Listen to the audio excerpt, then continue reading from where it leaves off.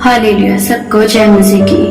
क्या आप सभी जानते हैं, हे मेरे भाइयों और बहनों, जैसे कि आज आप देख रहे हो बीमारियों के ऊपर बीमारी, हर घर में झगड़े, तलाक, गरीबी, श्राप, असफलता, आदमी के साथ शारीरिक संबंध, हर प्रकार के नशे, परेशानी, हर वक्त टेंशन, डिप्रेशन, सुसाइड केस बढ़ते ही जा रहे हैं। बड़ी बड़ी समस्याएं, महामारी, मोबाइल के द्वारा अश्लीलता और पाप बढ़ता ही जाता है। लोग शांति की तलाश में है लेकिन मिल नहीं रही। इसकी वजह है मनुष्य के पापों के कारण परमेश्वर से दूरी। क्या आप जानते हैं, शादी एक ऐसा रिश्ता है जिससे दो आत्माओं का मिलन कहा गया है। जहाँ दो आत्माएं मिलकर एक हो जाती है, वह दो रहते ही नहीं। जहाँ तू और मैं होता ही नहीं, जहाँ सिर्फ हम रहता है। हर खुशी हर गम साथ में गुजारा जाता है। पर आजकल ऐसा देखने को बहुत कम मिलता है, क्योंकि आजकल पति पत्नी के रिश्ते में बहुत झगड़े होते हैं। कई बार बात तलाक तक आ जाती है। जो रिश्ता दुनिया का इतना मधुर रिश्ता है, उसमें भी आज जहर घुल गया है। वैसे तो उसके बहुत कारण हैं, लेकिन इन्हीं बिगड़े रिश्तों को फिर से बनाया जा सकता है उस जीवित परमेश्वर के वचन के द्वारा। क्योंकि उस जीवित परमेश्वर का वचन कहता है, हे पतियों, अपनी अपनी पत्नियों से प्रेम रखो, जैसा मसीह ने भी कलीसिया से प्रेम करके अपने आप को उसके लिए दे दिया। जैसा कि आप जानते हैं, शैतान इसी पवित्र रिश्ते पर सबसे ज्यादा अटैक करता है। घर में झगड़े, कलेश उत्पन्न कर देता है और रिश्ते टूट जाते हैं। लेकिन जब हम परमेश्वर के वचन के करीब रहते हैं और हमेशा प्रार्थना में बने रहते हैं, तो शैतान की हिम्मत नहीं होती कि किसी विश्वासी के जीवन में शैतान काम कर सके। क्योंकि परमेश्वर का जीवित वचन कहता है, और मसीह के भय से एक दूसरे के अधीन रहो।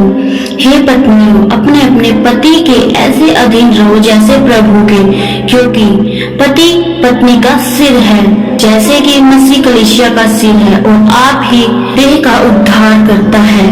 आप जैसे कलीसिया मसीह के अधीन है, वैसे ही पत्नियां भी हर बात में अपने अपने पति के अधीन रहे। हे पतियों, अपनी अपनी पत्नी से प्रेम रखो, और मसीह ने भी कलीसिया से प्रेम करके अपने आप को उसके लिए दे दिया कि उसको वचन के द्वारा जल के स्नान से शुद्ध करके पवित्र बनाए और उसे एक ऐसी तेजस्वी कलीसिया बनाकर अपने पास खड़ी करे जिसमें ना कलंक, ना झूठी, ना कोई ऐसा वस्तु वरन पवित्र और निर्दोष हो।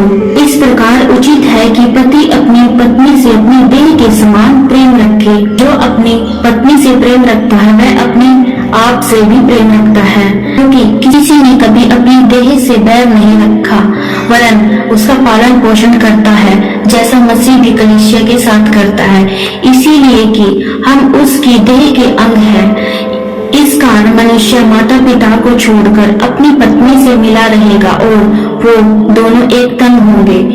यह भेद तो बड़ा है, पर मैं मसीह और कलीसिया के विषय में कहता हूँ, तुम में से हर एक अपनी पत्नी से अपने समान प्रेम रखे और पत्नी भी अपने पति का भय माने, क्योंकि जिसने स्त्री बिहाली उसने उत्तम पदार्थ पाया है और यहोवा का अनुग्रह उस पर हुआ है। हमेशा ही एक दूसरे के लिए प्रार्थना किया करो और अपने वैवाहिक जीवन को सफल बनाओ उस परमेश्वर के जीवित वचन के द्वारा, क्योंकि परमेश्वर का वचन कहता है, फिर यहोवा परमेश्वर ने कहा, आदम का अकेला रहना अच्छा नहीं, मैं उसके लिए एक सहायक बनाऊंगा जो उससे मेल खाए।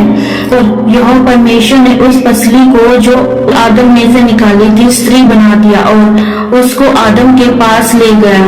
और आदम ने कहा, अब यह मेरे हड्डी में की हड्डी और मांस में का मांस है, तो इसका नाम नारी हुआ, क्योंकि यह नर में से निकाली गई है। तब परमेश्वर ने मनुष्य को अपने स्वरूप के अनुसार उत्पन्न किया, अपने ही स्वभाव के अनुसार परमेश्वर ने उसको उत्पन्न किया, नर और नारी करके उससे मनुष्य की सृष्टि की। हालेलुया।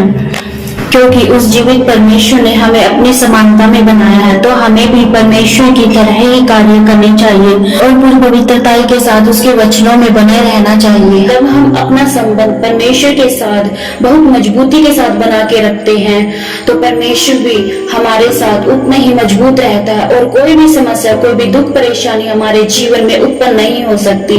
तो दोस्तों, हमेशा ही परमेश्वर के जीवित हजूरी में पूरी पवित्रताई से बने रहिए और शैतान आप सभी के रिश्तों को कभी बिगाड़ नहीं सकता। हालेलुया। सभी को जय मसीह की। Praise the Lord.